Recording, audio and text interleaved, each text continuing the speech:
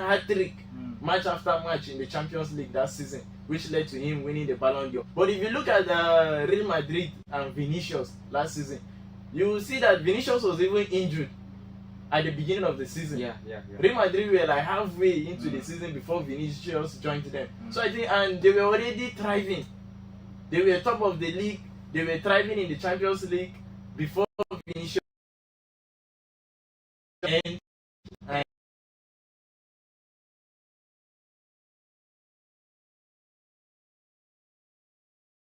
as a player on the field, and which is one disadvantage. Vinicius has an attitude in the pitch that everybody knows. He's arrogant, he's aggressive towards opposition players, and I think this is something nobody would doubt. We all know Vinicius has that problem. I think that's what contributed to his second position in the top list. Of course. Because even the GOATs, you know, Ronaldo, he won so many awards, and particularly that award, he has it almost 4, I think. Oh? Yeah, he has 5. Five. Yes. So I think, according to what he said, Vinicius is actually good, but that attitude of him on the spot, you know, when you give him ball and you foul him, he holds the ball and begin to shout at referees, begin to fight his opponents, and that has bring him down. I think many people see attitude in field is not actually protecting what he should be doing as a player, because many people watch you and they emulate what you do in pitch. So I think that's what part of what contributed to Vinicius fall by losing the award to Rodri. Well, viewers, if you're just watching us, I'm with Emmanuel Wakili. He is a sport analyst, and I think if you listen to his conversation, you will have a doubt that yes, Mr. Wakili has watched so many Premier League, Champions League matches, and from his analyst, you know that yes, he's actually a good one. Let's now dive into the EFL Cup.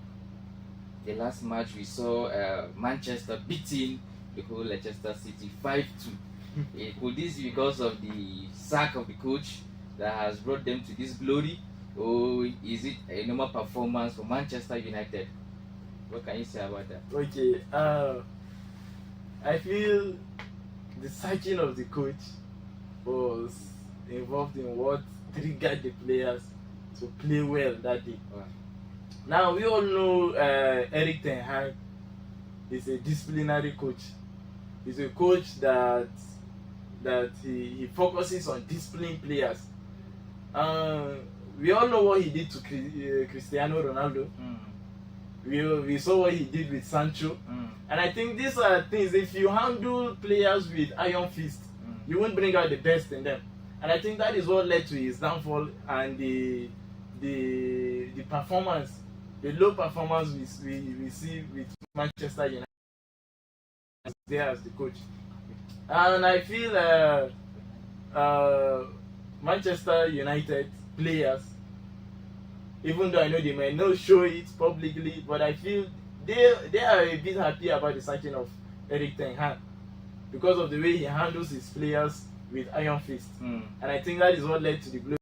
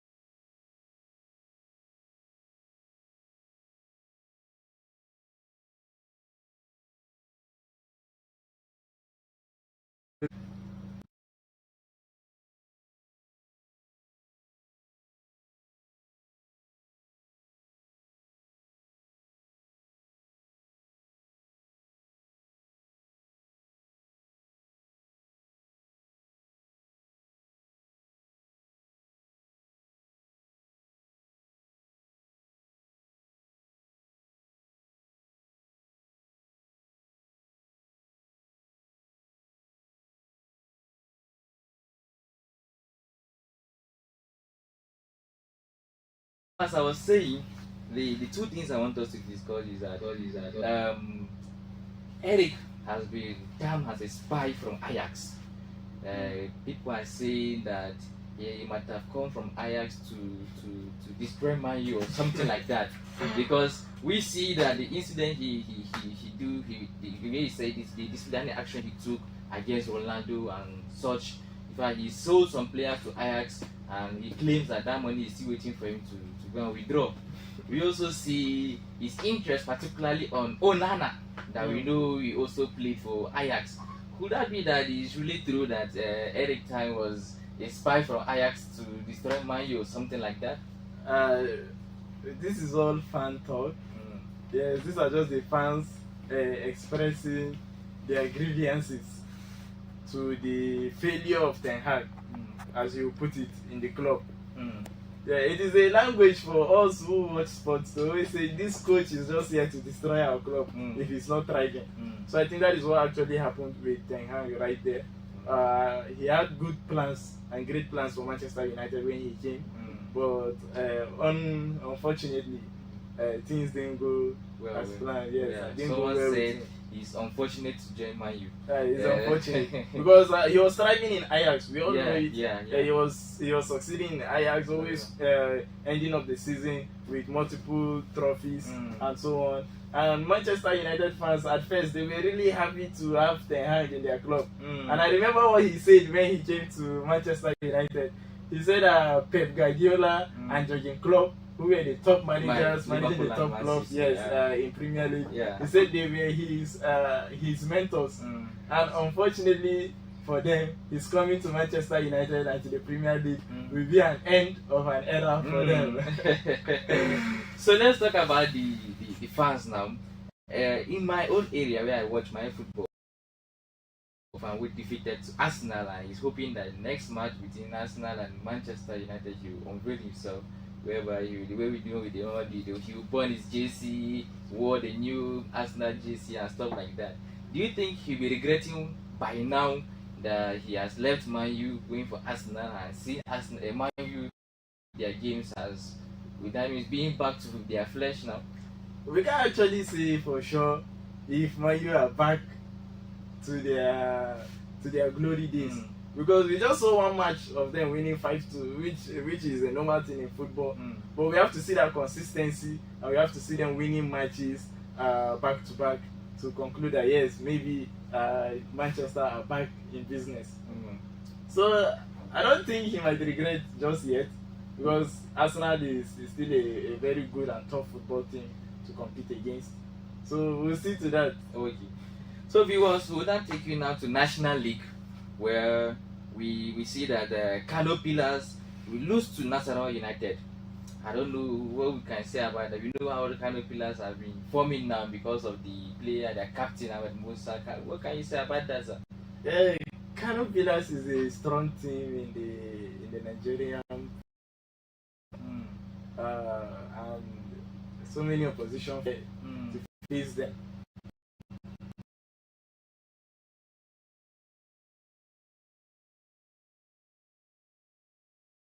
The game and overconfidence, and I feel Nasarawa United is a team that wants to prove themselves. This so, if Kano Pillars don't stand their ground, they will continue to face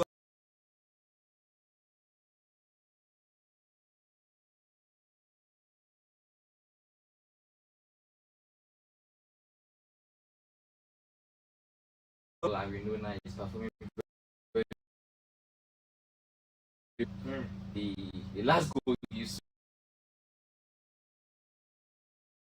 very top notch goal that everybody couldn't believe that he would go that high net. What can you say about that goal? Yeah, even though Galatasaray were winning one,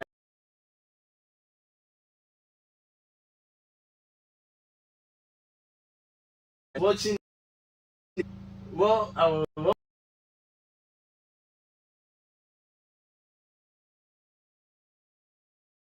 he will not win this match. Exactly. And he didn't fail. And that was a derby match. It was a derby match, Yes, of course. Galatasaray and Besiktas is a tough match in the Turkey League. And if not for that Victor Osimhen's goal, Mm. the match would have ended up 1-1. Exactly. Because at the end, the Sixers were able to pull one back, and the match ended 2-1. Mm. So if not for Victor Osimhen's goal, we know that match would have maybe turned out to be a draw or defeat for Galatasaray. And yes, Victor Osimhen is a striker who has proven himself. He has proven himself not only in Napoli, but most especially in Napoli. We saw how he can hit his top notch as a striker in the Italian league, winning the league after about 40 years since Napoli last won the league. He brought the home trophy home for Napoli and winning the Golden Boot as the highest goal scoring striker in the league. So I think he has proven himself, and we still want to see more of him because he's a wonderful player to watch, of course. Well, having said that, Mr. Emmanuel, I want us to talk about now our own politicians. We've seen a report coming from Lagos State, a lawmaker from the House of Assembly in Lagos State, Desmond Elliott. He has launched the Femi Gbajamila under 16 football competition among secondary school students. And he said those competitions are used to fight social vices among young people. That means things like cultism, bad boys having different kind of bad activities and the rest. They want to use sports activity, especially football, to fight those social vices. What can you say about that? Is it a good development for us? Of course, that's a good development. It is a welcome idea, and it is something we've always expected from Nigerian politicians to do with our youth here in Nigeria. Because we all know that our youth are people who have passion for sport.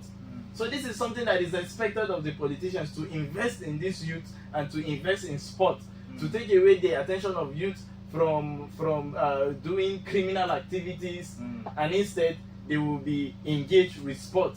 So I think that is a welcome development, and it is a nice idea from our The senator, lawmaker. the lawmaker in Lagos. Yes. And I think other politicians should learn from what he's doing. Yeah.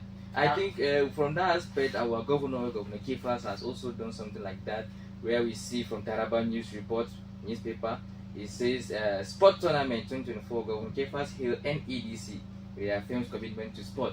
It means the governor is willing to do as much as he could do in sport aspect through the Ministry of Youth and Sport, to see that the youth also participate in sporting activities. Will you commend the governor on this? Of course. Our government is undoubtedly of this state. Since he came to office, he has been establishing 1, 2, 3, 4 things and so on to keep the youth engaged. If you look at his parliament, you see that his parliament is full of youth, his commissioners, his advisors. So he's trying to get youth involved in the government and to get them engaged with other activities. So including sports, yes, of course, it's a nice development, and I think it will serve him well. Having said that, viewers, it's your own top-notch show, the Sport News on Some TV. We will still go on a little talk on the Premier League, talking about the last matches we see at the Premier League. What can you say about this Premier League? Because many people are now contemplating that these Premier League games are becoming partial, talking about the referees, the VAR. We thought bringing VAR to the game, to the system, is going to help issues, but people are now condemning the poor officiating in Premier League. What can you say about that, sir? Actually, with the introduction of VAR in the Premier League, undoubtedly we still see flaws in the officiating, which is very bad for the FA. So I think they need to still work on their officiating in the Premier League. That is why you won't blame fans, because there are some things you see is obvious, and you won't understand why the officiating will go the other way. Even though fans, I know there are so many new rules in football concerning handball and offside and the rest that the fans may not actually know. Maybe only the referees know. So when the referees go against what fans used to know, then maybe it becomes a problem for the fans. So I think the fans also should try and know all these new rules that FIFA keep introducing in the game. Thank you. If you're just joining us, this is Sport News on Some TV, and we've come to the end of this program. Keep watching Some TV, and our Sport News always comes up from 11 to 12 a.m. in the morning. We always take our highlight of sports that occurs throughout the week and other events that happen, ranging from basketball, tennis, and stuff like that. So we advise that you tune into Sport News every time. 11 a.m. is our time, and you see us. Thank you, Mr. Emmanuel, for coming to the show. We hope to see you next time. Thank you for having me, and I will be excited to be here another time. Thank you.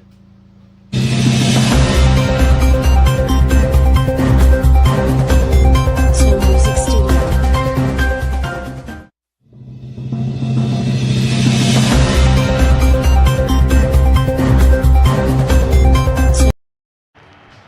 It's a rapid reunion for Newcastle and Chelsea.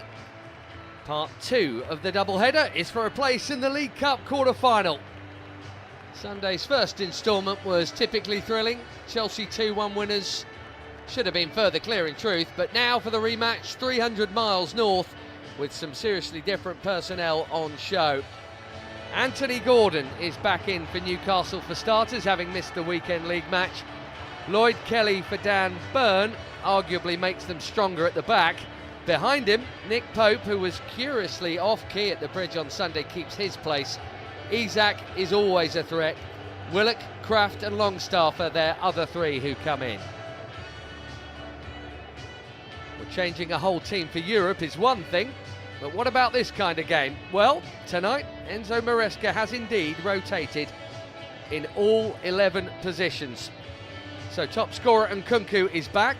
He and João Felix more than be brilliant each midweek and hope for weekend action. Quite how the midfield will line up exactly we'll see shortly, but the role of Dewsbury Hall may well be interesting.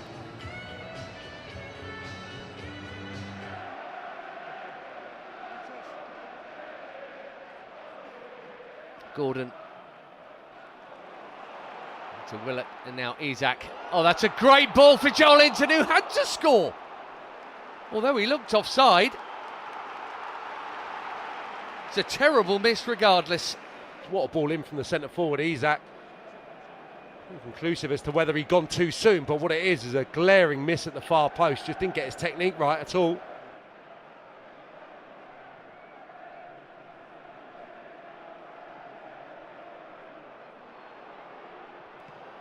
Cut back, and Renato Vega was there. It's a corner. It was very nearly his second Chelsea goal. First time really that Chelsea have had any controlled possession really in Newcastle's half. Cucurella hardly got over the halfway line, but he produces a brilliant ball in, and it's a combination of the sliding Willock, I think, and a defender.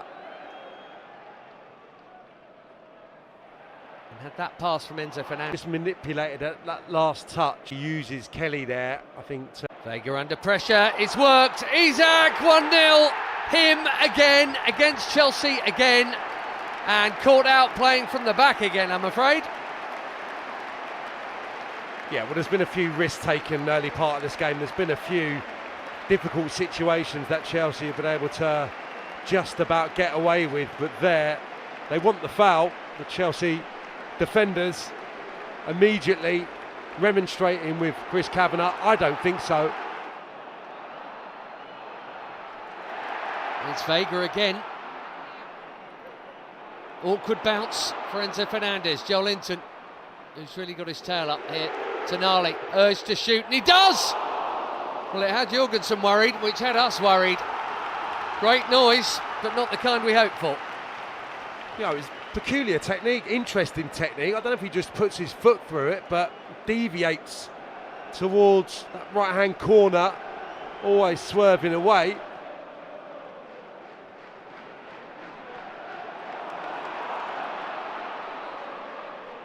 They're getting in too easily here. Deflection on the cross, it's awkward, it's in, it's two.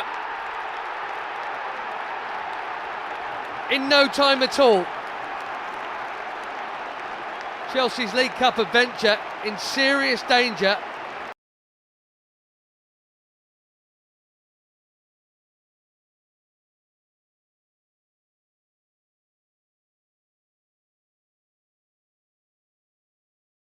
Nez has dropped one onto the right boot of Garnacho, coming in from the left side. He's come to the edge of the area. Casemiro urged to shoot.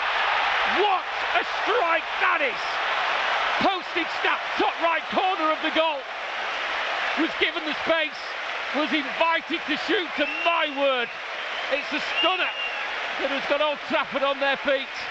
And 15 minutes into this fourth round Carabao Cup tie, it's Manchester United 1, Leicester City 0.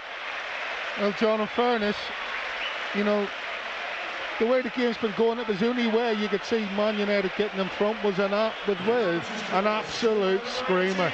The only two players to remain in the side from Friday's defeat to Nottingham Forest. James Justin has played every minute in the Premier League this season. Darlow is onside and he squared it to Garnacho, who fires it into the net from inside the 6-yard area. Well, Darlow was in so much space on this near side that we expected the flag to be raised. As it was, onside, and the time to pick out the pass across the 6-yard area. And Garnacho coming onto it, 2 goals and 2 assists in the last round. Ball floated to the far side of the penalty area. It's a giant leap on the far side from Darlow. Leicester with a chance to cross from the right. Deckard over Reed. Decent delivery. I think that came off Xerxes. It's been cleared to the edge of the area. Oh, and it's in. No, it's in the post. It is in. And it's a Leicester City goal by Bilal Al-Khanous. Struck firmly, struck sweetly off the right post.